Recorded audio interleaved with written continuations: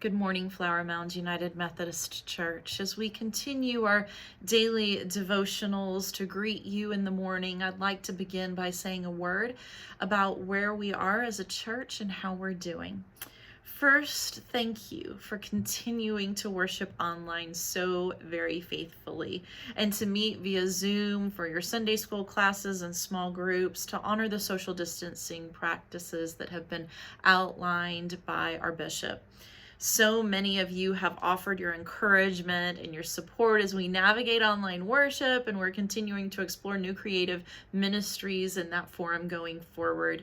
As I mentioned in worship on Sunday, our bishop has stated that we will not be opening this district of the North Texas Conference until he is comfortable doing so in a way that will cause no harm.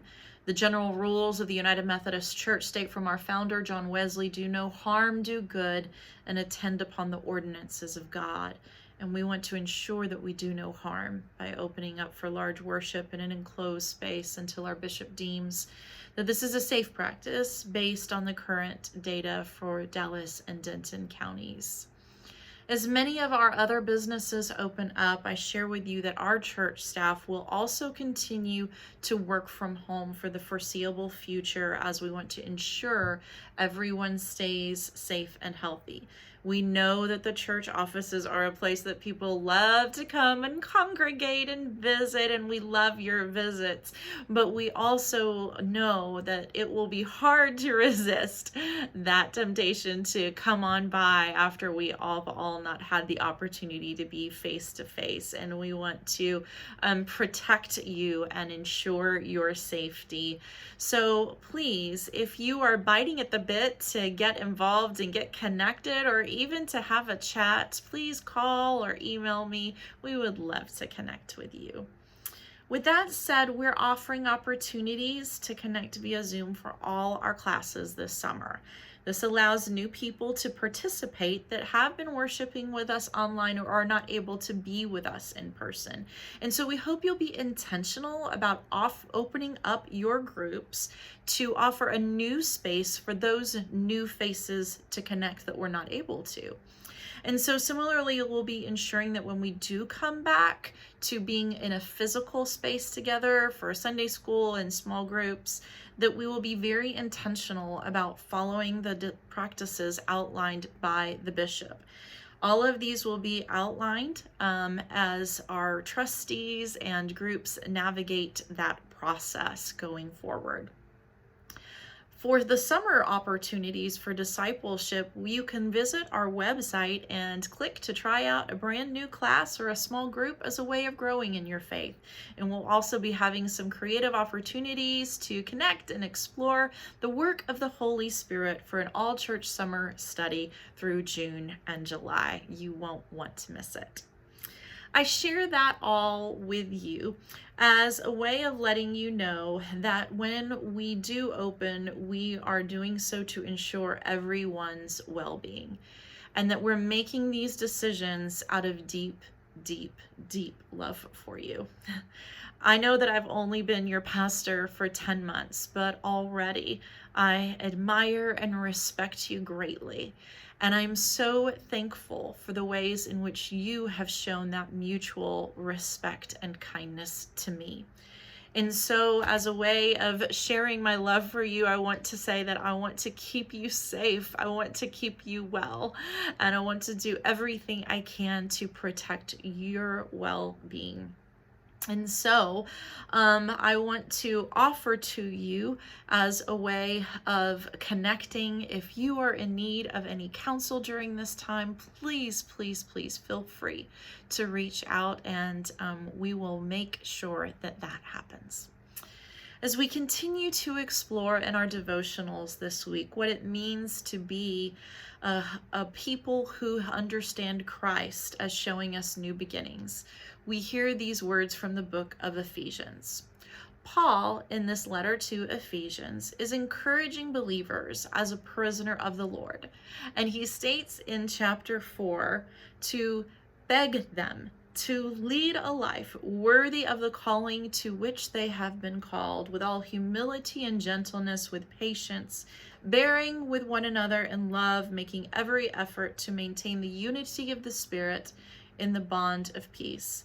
There is one body and one Spirit, just as you were called to the one hope of your calling, one Lord, one faith, one baptism, one God and Father of all, who is above all and through all and in all.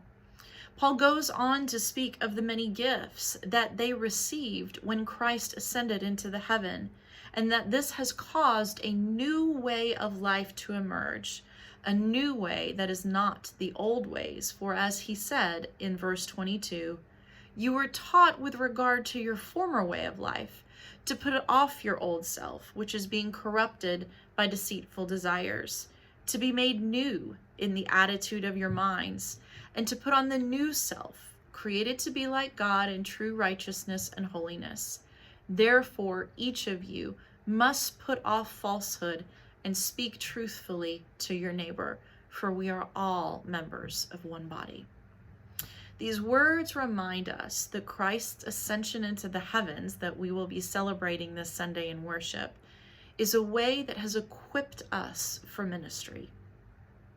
You see, this offering of the gift of the Spirit through Christ's ascension is one in which we become a new creation. The old has passed away as we have a new attitude, a new approach to life. Our focus becomes on righteousness and holiness in how we live daily. But I don't think this new creation is a one-time event, not even for Paul on his road to Damascus experience. That wasn't his only sanctifying moment. A creation in God's holiness and righteousness continues on, as Paul does, as we are continually also being renewed in the Spirit. And I believe this time of quarantine and social distancing has led us to become a new creation as well. For through this time, we've become more open, more aware of the call to righteousness and holiness. The call to righteousness through advocating for the poor has become heightened as we considered how this pandemic is impacting persons of color and economic hardship. The call to righteousness of caring for the earth has been elevated as we have seen air pollution clear in the brief time that we've had without cars on the road. The call to righteousness has been raised as we've seen the fragility of our social structure and the rise of unemployment and economic impact of this pandemic, particularly for lower income workers and small businesses. And we found deeper holiness as well. Through the times of quiet, as we've experienced respite offering holiness through self-reflection. Through times of reaching out to people, some of you have found holiness in renewed relationships and connections with one another. Through this time of honoring the Sabbath, some have experienced holiness through renewal of rest. Through this time of considering the health of others before one's own, some have experienced holiness in self-sacrificial love. My hope and prayer is that we do not lose what we have become or how we have been made a new creation.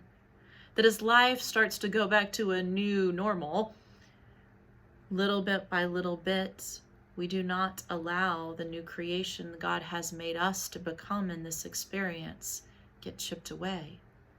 That our call to righteousness to advocate for the poor and marginalized persons does not dwindle back to our old creation, or that our call to righteousness to care for the earth does not go back into old habits, or that our call to righteousness to offer our gifts charitably does not become lacking for those who will continue in this struggle, that the holiness of quiet can continue and renewed relationships will grow stronger, that the Sabbath will be honored continually, and that our selfless acts of considering the health of well-being of others extends beyond this time. For God continually is making us a new creation. Let the work of God be glorified in you.